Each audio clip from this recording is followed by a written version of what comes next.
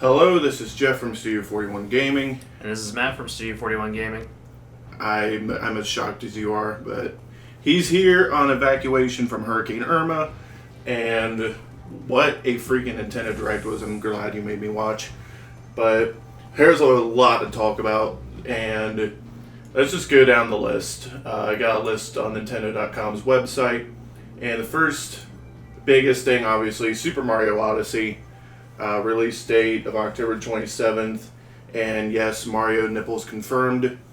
That was the game looks better and better every time I see a video on it. Yeah, it does indeed. It's probably the first Mario game in a while that I'll probably actually pick up because I'm the kind of person who loves Super Mario Sunshine, but never really got into Mario just as general. Though I do have Galaxy 1 and 2, which I still have yet to play. Yeah, he loves Sunshine, but like nothing else, so he's the odd one out here. Xenoblade Chronicles 2, again, that game looked really good back when they first revealed it, and it getting a release date in December was everything I think everyone was hoping for, since it basically confirms now with the Kirby's release date in January. Nintendo Switch has an exclusive every month since launch so far. I think you can say this is the greatest launch year, probably for a console ever. Maybe the best year for any console ever. It's been the best since the GameCube. Because what was it? GameCube had a bunch of exclusives, or was that N64 that did? Super NES had Super Mario World at launch. That was big. I don't really know too much about the GameCube at launch. GameCube at launch had Luigi's Mansion. And Super Mario Sunshine didn't come out until a few years later, but I know that the GameCube had a really good launch with all the startup games that it had. Same with the N64, though I don't recall if Super Mario 64 was that was launch. That was launch. But yeah, this is the run that the Switch is on right now. I don't think is anything that has ever been seen before. I mean, they're really working to make up for this is no Wii U. That was the Wii U.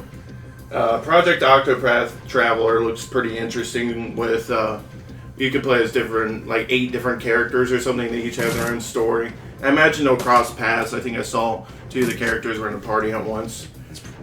I know you don't care about RPGs that much. I mean, it's pretty much kind of like if GTA 5 did the whole 3 character thing, but rather than just having everything all be in one story. I mean, yeah, it could be interesting. I know the art style. I've seen a few people are stoked over that. And possibly the biggest news was Doom and Wolfenstein 2. This, I don't think anyone saw this coming. Maybe down the line, but with Doom coming out before the end of the year, that's big. And it really legitimizes with LA Noire coming out, WWE 2K18, FIFA. This ain't a Wii U, like what I said earlier. This is not the Wii U. This is real now. Third-party support is definitely coming in.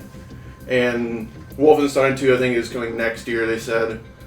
And then that portable Doom, I'm still trying to wrap my head around that. I know some people are a little worried about how's it going to run. As long as they get 60 FPS, I think that's what's most important. I think they can do it with 720p. 60 FPS should be attainable for, I think, at least Doom. I imagine Wolfenstein's running off the same engine, too.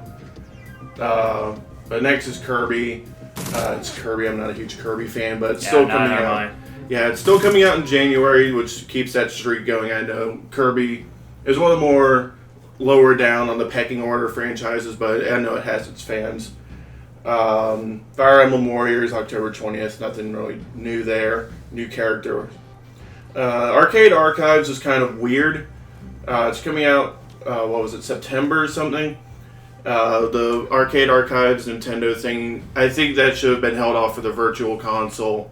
If there's something you can say as a cash grab from this, I can. It's kind of like what the old arcade compilations that you would get from Midway back in. Even Atari has some now. Or the Atari, those compilation games that have come out every console generation or so. It's just they've been more relegated to Virtual Consoles or any kind of online store since it's just easier to do that. Yeah. Rocket League, that's still coming. They didn't get a release date for that, which is a little weird. Skyrim now has a release date of November 17th. LA Noire, we already talked about that. That's going to be really sick. I'm definitely getting that for Switch. Lost Sphere, that's coming January 23rd, and some more. It looks like I Am Setsuna Part 2, so I'm not too interested in that one.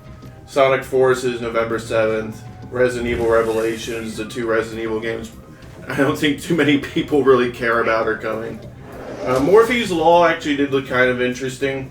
That may be one I'd take a look at later. Arena of Valor kind of looked like a generic MMO, or MOBA, sorry. That didn't look too interesting either. And then 3DS, Ultra Sun, Ultra Moon, that was pretty cool. I'm obviously going to get it since I'm a Pokemon fan. But it did look kind of interesting. I hope they do more new areas since it's really just going to be the same area. I mean, like, I'm not 100% sold on it. It just seems too much the same as the last few games. Unless they really, add more onto the game. Like I'd say, kind of making them their own unique game, while at the same time it still feels like it's just add-on, DLC. Mario Party The Top 100, that looked pretty cool, but I really wish that was a Switch game. Putting down the 3DS, unless there's going to be some really cool online play, that kind of feels like it was a missed opportunity to put that on the Switch. Who knows, maybe that'll be Mario Party 11. Yeah. Hopefully they still do, like Mario Party 10. Nobody likes Mario Party 10. Mario and Luigi Superstar Saga kind of looked cool. It's a remake of the Superstar Saga, which I think was kind of it was liked for the most part.